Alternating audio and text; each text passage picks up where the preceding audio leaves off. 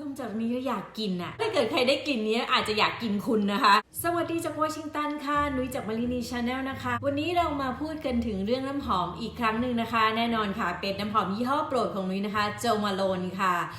หลังๆเนี่ยมีเพื่อนๆหลายๆคนนะคะให้นุ้ยแนะนำน้ำหอมซึ่งตัวนุ้ยเองเนี่ยค่อนข้างลำบากใจนิดนึงนะคะในการแนะนำน้ำหอมเพราะกลัวว่าแนะนำไปแล้วไม่ชอบเพราะฉะนั้นเนี่ยนุ้ยคิดว่าเดี๋ยวนุ้ยจะอ้างอิงจากเบสเซลเลอร์จากเว็บไซต์ของโจมาโลแล้วกันนะคะว่าน้ำหอมเบสเซลเลอร์ของเขาเนี่ยมีกลิ่นไหนบ้างที่คนนิยมนะคะเพื่อนๆอาจจะใช้เป็นแนวทางในการเลือกซื้อน้ำหอมก็ได้นะคะจริงๆเบสเซลเลอร์ของเขาเนี่ยมีหลายกลิ่นนะคะแต่3กลิ่นที่นุ้ยมีและเป็นกลิ่นที่นุ้ยชอบจริงๆด้วยค่ะอันแรกเลยนะคะก็คือ English Pear Freesia ค่ะก็คือกลิ่นนี้นั่นเองกลิ่นนี้นะคะจะเป็นกลิ่นฟรุตตี้นะคะก็ออกผลไม้สดใสนะคะท็อปโน้ตเนี่ยจะเป็นกลิ่นแพรแน่นอนนะคะโอเคนะคะคือนี่นุ้ยดมจากขวดนุ้ยไม่ได้ฉีดออกมาจริงๆกลิ่นท็อปโน้ตเนี่ยเป็นกลิ่นแพรค่อนข้างชัดเจนมากเลยเพราะฉะนั้นเนี่ยถ้าเพื่อนๆคนไหนชอบทานแพรแบบนุ้ยชอบกลิ่นแพรแบบนุ้ยนะคะจะต้องชอบท็อปโน้ตเขาแน่นอนนะคะส่วนmiddle note ของเขานะคะคือกลิ่นฟรีเซียก็คือจะเป็นกลิ่นดอกไม้ออกมานะคะแต่ตบท้ายด้วยความซาบซ่าของกลิ่นกรรมฐานไม่ใช่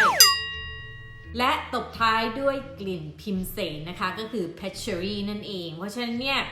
นุ้ยแนะนำนะคะสำหรับสาวๆที่ชอบผลไม้ชอบความสดใสแต่ไม่หวานเกินนะคะนุ้ยก็ขอแนะนำกลิ่นนี้เลยค่ะก็คือ English Pear and Freesia ค่ะกลิ่นที่2นะคะที่เป็นเบสเซลเลอร์และนุ้ยอยากแนะนำนะคะเป็นกลิ่นโปรดของนุ้ยเลยนะคะนุ้ยแนะนำไว้ในอีพิโซดของขวัญวันวาเลนไทน์นะคะสำหรับสาวที่นุ่มลึกสุขุมนะคะ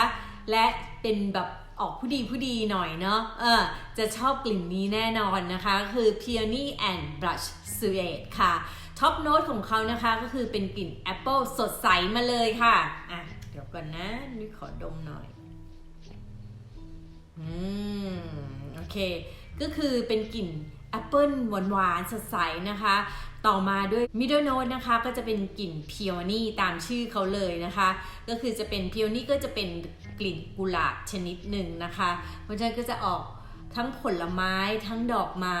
แต่ตบท้ายด้วยกลิ่นหนังค่ะซึ่งปกติกลิ่นหนังเนี่ยส่วนใหญ่จะอยู่ในน้ำหอมของผู้ชายใช่ปะคะแต่ว่าอันเนี้ยเขาผสมผสานได้อย่างลงตัวที่มาอยู่ในน้ำหอมผู้หญิงนะคะมันจะตบท้ายด้วยความอ่อนละมุนแล้วก็นุ่มอุ่น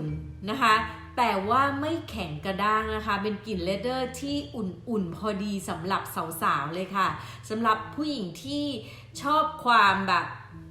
ออกเท่ๆเก๋ๆเชิดๆหน่อยนึงอะไรประมาณนี้อารมณ์เนี้ยจะต้องชอบกลิ่นนี้แน่นอนค่ะ Peony and Blush Suede ค่ะกลิ่นสุดท้ายนะคะที่นุ้ยอยากแนะนำก็คือ Nectarine Blossom and Honeysuckle ค่ะเป็นกลิ่นที่หวานแบบดมจากนี้แล้วอยากกินน่ะ นุ้ยคิดว่าถ้าเกิดใครได้กลิ่นนี้อาจจะอยากกินคุณนะคะต้องระวังนิดนึงนะคะท็อปโน้ตของเขานะคะก็คือ Cassisออกจะคล้ายๆหน้าตาคล้ายองุ่นดำเลยค่ะแล้วก็ต่อด้วย middle note เป็นกลิ่นฮันนี่นะคะเพราะฉะนั้นจะออกหวา